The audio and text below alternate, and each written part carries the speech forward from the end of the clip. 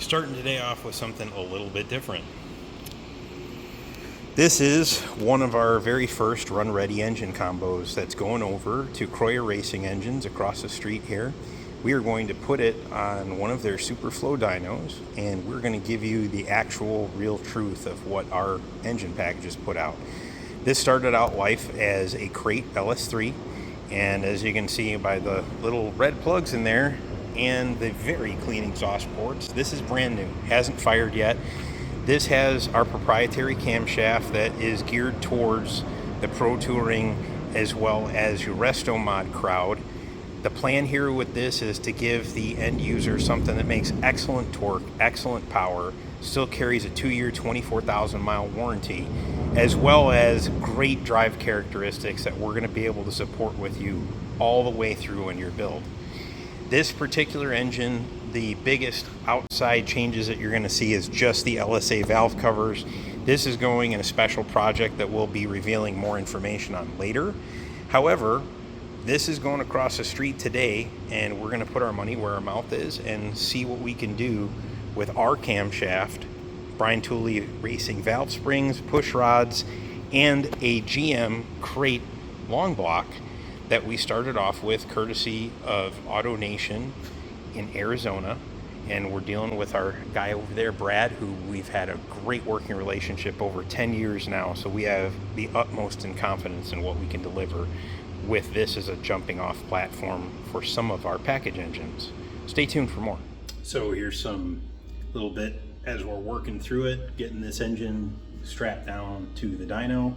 This is what you're going to see happening here on a regular basis. We're over at Croyer Racing it. LS3 with our cam, Superflow engine dyno. There's our water brake back there. Now it's about getting it on the pump so we can see what's going on. Got a little bit of work to do here. Gonna go ahead and put accessory drive on there, get at least an alternator on it. In the future, you're gonna see us running these with full drive kits. This particular one, just for speed and ease of test, we're gonna just run it with an alternator.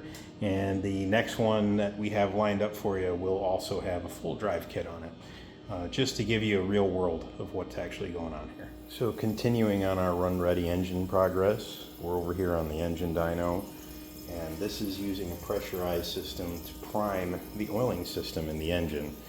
Got this hooked up over here, and I'm feeding it under pressure with oil. And the whole principle behind that is, and turning this over, is making sure that everything gets adequately lubricated before fire up. Now, GM assembled this engine some time ago, and it's been sitting since they assembled it. I believe there's a date on the back of the block. Shows that they put this together March 28th, 2025.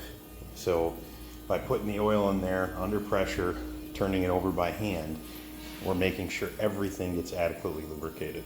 All right, I'm gonna take a quick second and actually go over some of the oiling system on this, on the dyno, so we can show what you're actually achieving by doing this on an engine dyno. So I briefly touched on the pre-lubing, which is going on right here. On an LS, we are feeding right back through here, back to the galley.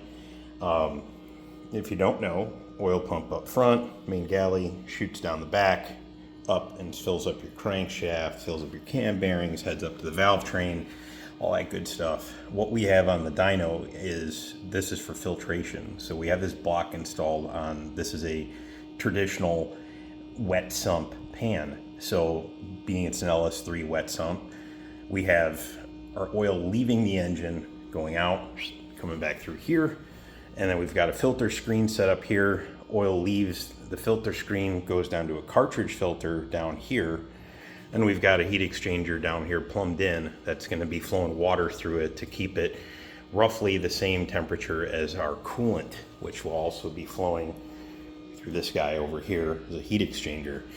All this stuff coming together allows us to cool the engine, cool the oil, keep everything at optimum temperatures while we're running it.